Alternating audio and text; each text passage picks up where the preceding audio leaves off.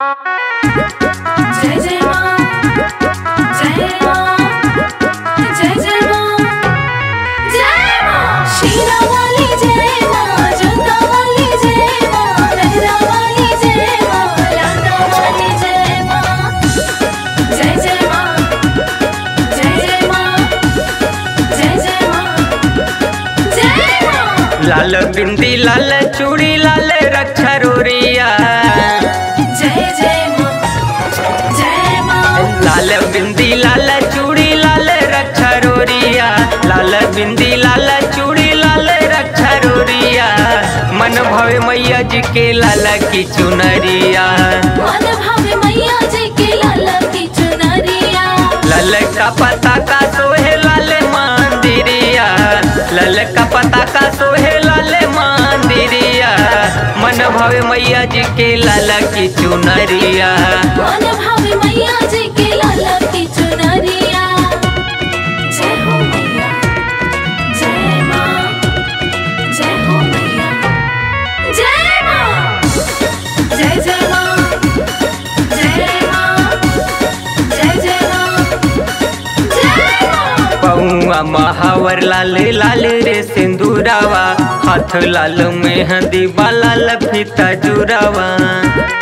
जय हो मैया, जय माँ। पौआ महावर लाल लाल रे सिंदूरावा, हाथ लाल मेहंदी वाला लफीता जुरावा। लाल अढ़ाउल चढ़े मेवा फल मिसिरिया, लाल अढ़ाउल चढ़े मेवा फल मिसिरिया। मन भवे मैया जी के लाला की चुनरिया, मन भावे मैया जी के लाला की चुनरिया। जय जय माँ, जय माँ, जय जय माँ, जय माँ। शीरा वाली जय माँ, जोता वाली जय माँ, लहरा वाली जय माँ, लाटा वाली जय माँ।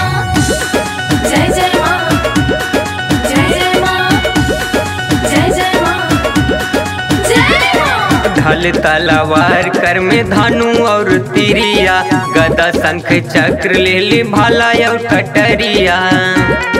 जय हो मैया, जय माँ। ढाल तलवार कर में धानु और तिरिया, गदा शंख चक्र ले ली भाला और कटरिया।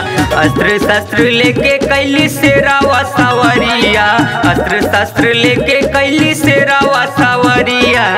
मन भवे मैया जी के लाला की चुनरिया, मन भावे मैया जी के लाला की चुनरिया।